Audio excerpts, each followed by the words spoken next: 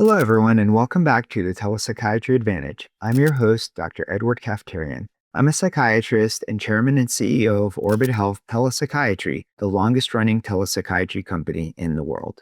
The goal of the Telepsychiatry Advantage is to give you the practical tools you need to practice telepsychiatry safely, effectively, and confidently. In today's episode, we're wrapping up our four-part series on the Ryan Haight Act by tackling the topic that's on everyone's mind right now, the DEA special registration, and specifically some highly concerning operational hurdles buried in the proposed rules, the looming 2026 deadline, and the four scenarios. To understand where we are right now, we have to look at the timeline. As of today, we're operating under temporary telemedicine flexibilities that were initially introduced at the start of the COVID-19 pandemic. These flexibilities waive the Ryan Haight Act's requirement for an in-person medical evaluation before prescribing controlled substances via telemedicine. The DEA and the Department of Health and Human Services have extended these flexibilities multiple times, I think this is the fourth time now, to prevent a sudden drop-off in patient care, with the extension now being until the expiration date of December 31st, 2026. As we look forward to the end of 26, there are four distinct scenarios that could play out. Scenario 1, the ideal path. In a perfect world, the DEA will decide to treat telemedicine exactly the same as on-site care, making the pandemic-era flexibilities permanent. This would mean allowing us to prescribe controlled substances via telemedicine without any requirement to see the patient in person. This is what drove the rapid adoption of telemedicine since 2020 and significantly benefit patients. Reverting to the costly and impractical in-person model is unfeasible. However, this scenario is highly unlikely where the DEA would just leave us alone, because the DEA remains deeply concerned about the currently high rate of controlled substances that are being prescribed. And I can tell you from a recent conference that I went to that a DEA policymaker, I believe, was telling people that change is coming soon. And it's unlikely that that change is going to be the best case scenario. Scenario 2, the special registration process. The DEA will very possibly finalize the proposed special registration process before the end of 2026, establishing a permanent, structured, and regulated pathway for telemedicine prescribing. And we're going to talk about their current proposal later in this podcast. Scenario 3 would be a further delay where the DEA does not finalize the rules in time, and we get very nervous and they keep us in suspense until December 31st, 2026. And then at that point, they issue another extension. And I think this is probably the most likely scenario because this is what's been happening. And we are now in the fourth extension. So I think a fifth extension is probably the most likely scenario. And then the scenario that none of us want, which is the doomsday scenario, is scenario 4, the doomsday telemedicine cliff. With the telemedicine cliff, that means that the DEA will not have any special registration process ready, and the extensions will expire without anything further in place. And this would mean that patients would suddenly not be able to get their medications, doctors would not know what to do, and health systems would be thrown into panic and chaos. And we already got a taste of this because in September of 2025, with the government shutdown, this happened. Suddenly, the Ryan Haight Act, the rules went into place, and people had to do an in-person visit or they had to stop prescribing the controlled substances to their patients. And this was a very chaotic time, and lots of people, millions of people, in fact, went without essential medication. And we do not want this scenario to happen. So that's why we call it the doomsday scenario of the telemedicine cliff. The proposed framework and fees. The DEA's latest special registration proposal introduces a 3-tier system. Tier number 1, telemedicine prescribing registration. This authorizes clinicians to prescribe Schedule 3 through 5 controlled substances via telemedicine. And they talk about not only psychiatrists, but mid-levels And we assume what they mean by mid-level is PAs and psychiatric nurse practitioners. And so that would be Schedule 3 through 5. So if you notice, it does not include Schedule 2. And that's where we get to the next tier. Tier 2, the Advanced Telemedicine Prescribing Registration. So this is now the next higher level, which means that you have the ability to prescribe Schedule 2 in addition to Schedule 3 through 5.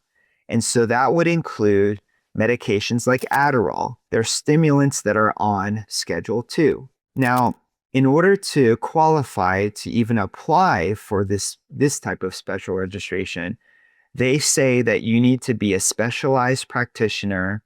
And luckily, they included psychiatrists, neurologists, hospice, and some others in terms of the people who are able to apply for this special registration, which would allow Schedule 2 medications.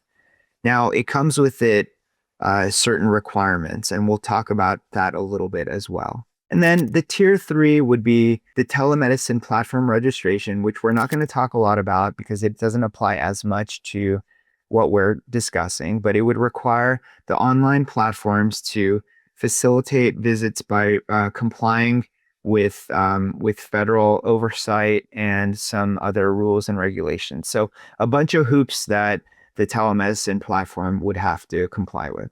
So to apply for a special registration, they propose a fee of $888 for a 3-year cycle. So that would be in addition to your regular DEA license, you would need a special telemedicine license, which would cost $888. Now, we were quite concerned about this when they first proposed a special fee because we thought, well, that would mean that we have to apply for, we'd have to pay for a fee in every state where the patient is located where we want to practice medicine. Fortunately, the DEA was merciful enough to allow a state telemedicine registration that allows us to practice across state lines and it costs $50 per state. So what that means is you would need to pay for your regular DEA registration, your telemedicine registration, which is $888, and then $50 per state for wherever you want to practice medicine, meaning wherever the patient is located. The operational nightmare, the 50% rule, and same state requirements. While having a specialized tier for psychiatrists to prescribe Schedule 2 medications like Adderall is a win, the DEA has proposed several practice requirements for Schedule 2 that will create a massive operational burden. If you do 100% of your practice via telemedicine, pay attention because this is going to affect you significantly. The DEA has proposed limiting a special registrant's telemedicine prescriptions for Schedule 2 so that they average less than 50% of the total number of Schedule 2 prescriptions issued by that clinician in a calendar month. So let me translate this for you. If you look at the calendar month, look back at any calendar month, less than 50% of the total number of Schedule 2 prescriptions that are issued need to be via the on-site care that you do. So what does that mean?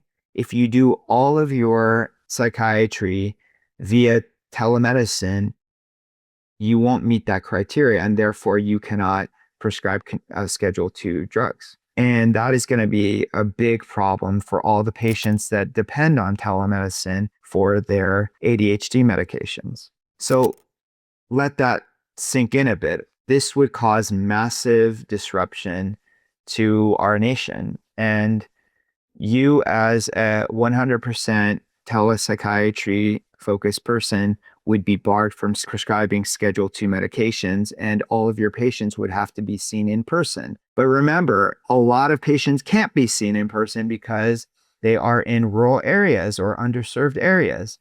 So this is very unfair to the people that won't get the medication because they are in areas that are underserved and they won't have access to it.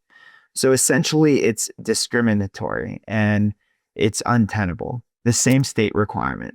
So if the 50% rule wasn't enough, the DEA is also considering a requirement that the clinicians must be physically located in the same state as the patient when prescribing a Schedule II controlled substance via telemedicine. Now, this rule doesn't make any sense because what difference does it make what state you're in if you're doing telemedicine? I don't understand this rule. I think it's arbitrary. And what that means is that it completely obliterates the advantage of telehealth, being able to prescribe medication and see patients across borders. And according to the American Telemedicine Association and various workforce studies, there are hundreds of counties across the United States that lack a single licensed psychiatrist. Telepsychiatry bridges that geographic gap. And if we have to physically, let's say me as a California psychiatrist has to physically fly to a state like Illinois to treat my patient who lives in Illinois, it ceases to be telemedicine. Now it adds unnecessary costs and barriers and delays care and is, I think, medically unjustified, and it will widen healthcare disparities. The strategy: act immediately. We don't know when or if these specific rules will be finalized exactly as written, but when the final application does go live, I have one major piece of advice. File your special registration the absolute second you are aware of it. And I will try to keep everyone up to date. But as I've said many times before, I'm a psychiatrist. I'm not a lawyer, and it's not my responsibility to keep you up to date. So what I would do is, in addition to following the podcast, make sure that you follow the telemedicine news.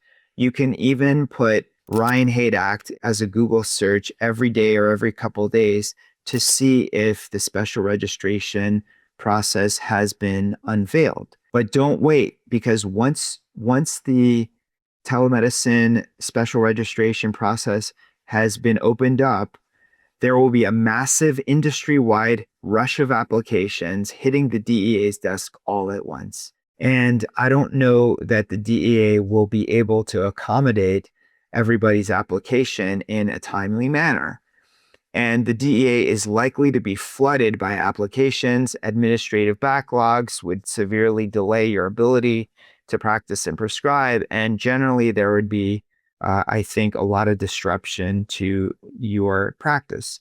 So get your documentation ready now and be ready to pay for that fee, because you are going to have a massive delay if you don't act quickly once that special registration process goes into effect. We'll be watching the DEA's regulatory pipeline very closely over the coming months. Stay tuned to the podcast, like I said, and the moment these rules are finalized, make sure that you apply for a special registration and the states where you think that you're going to see patients. Thank you for joining me today. Keep elevating the standard of care, and I'll see you on the next episode of the Telepsychiatry Advantage.